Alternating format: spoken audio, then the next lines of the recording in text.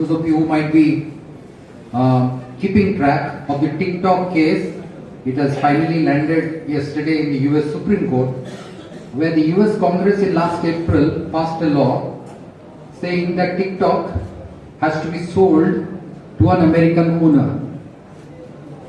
Because every day TikTok is used by 170 million Americans, and the American state has decided, in order to protect the privacy of these 170 million citizens, they must ensure that the ownership over the company is with an American. In the lower court, TikTok has already lost. Now it has gone to the 9 wise men in the US Supreme Court to decide whether this law passed by the US House of Congress is contrary to First Amendment of the US Constitution. You know, those of you who know the US Constitution would know that the Constitution itself does not contain any fundamental rights. But when it was not ratified by the states, they came up with amendments, and the first amendment is what protects freedom of speech. So whether it is in conflict with First Amendment right will be decided by the US Supreme Court. Now, again, this is not the issue. Australia is not into banning TikTok. We have banned on security grounds in India. The real issue is, just imagine Gutenberg's printing press creates a structure of communication which is between one and many. One person writes a book, hundreds of people read it. I speak, so many people are listening because of the loudspeaker. This is what is called one-to-many communication.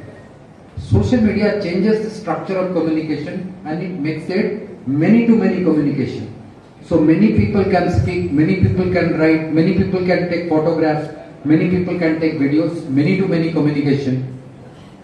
And it removes the gatekeeping function of the editor, of the publisher, of the film director, of the principal, of anybody. So there are no gatekeeping functions. Anyone can write anything. So that looks very democratic. You have to remember that the printing press, when it was invented in 1439, led to 150 years of war in Europe. And we are seeing that because of social media there is political turmoil across the world. No government is getting voted back. There are turmoil everywhere, in Germany, in France, in England, in the United States, everywhere. Institutions are declining and individuals are growing. And it's a very interesting proposition. You have a newspaper as an institution that is declining, but one journalist with a podcast is getting acceptance. You might have a judiciary, but maybe one judge has acceptability, not the institution as a whole. And this trend is difficult for human society because we have functioned through institutions. All institutions are under attack and facing major disruptive forces. Now, how is this happening? In our brain we have something called dopamine, and dopamine reacts to any surprise. So social media has an addictive character. In a concrete jungle, in a structured life, every day it provides something new. And this is what is hooking on people into the social media. And does Facebook come free? No, it does not. It sells us our attention to the highest bidder. It started with Google. We started a software called Art World, where words are auctioned. Let's say word advocate. So I may bid for the word advocate, and anyone who types in Google advocate, it will end up in my name. So I have given money to Google to make sure that anyone searching the word advocate will get my name, right? So this is the advertisement procedure.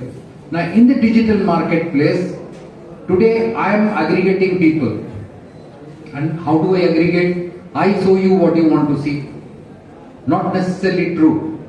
In fact, in when printing press started, the first book that became viral or that became a bestseller was a book which was about witchcraft. Lies are interesting. They can be refined to be made interesting. Truth are hard, nuanced, complex, difficult. Lies can be, painted, colored in such a way that it is attractive. And the second problem is that when you have, you know that what you are interested in. Suppose I know you are interested in cricket. I will show you photographs about cricket and you will get hooked on. If you like Sachin Tendulkar, I will show you Yuvraj Singh hitting sixes. So it gets decided. Social media platforms do not want to give you truth, they give you information, they want to attract you. And once they have a client, let's say 200 people, all lawyers from Odisha High Court, he will say to a buyer, I have these 200 advocates, what do you want to sell them? The buyer said, okay, I might sell them a white shirt. So every moment we are all being sold by social media companies, making billions and billions of dollars, and under the privilege of article or the cover of article section 230, they are saying we are not responsible. Right?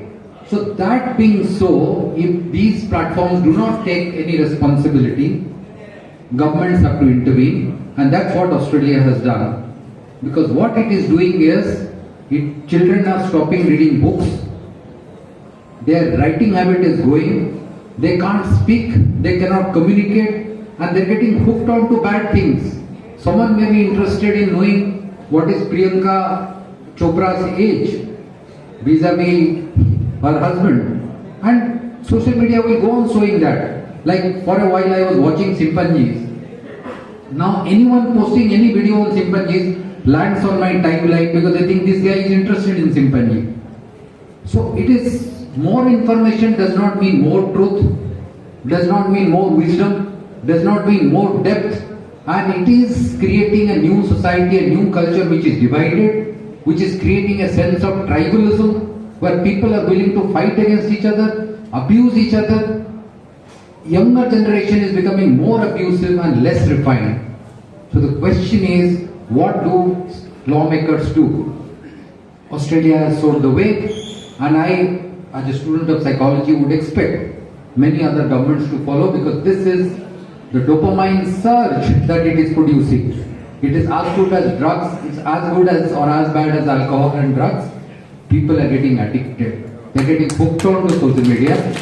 Therefore, the time has come for all of us to now think, despite all the constraints around freedom of speech and reasonableness of restrictions, time has come for us to ensure at least the more vulnerable section of our population, particularly children, are protected, and governments do take the social media and its impact far more seriously because of our past experience in what one-to-many change in structure of communication had done. I once again thank all of you. I would not take much of your time. I was given 10 minutes. I have completed 10 minutes. Thank you so much for a patient hearing, such a learned gathering. I hope you will continue to debate and discuss these issues in the future. Thank you so much.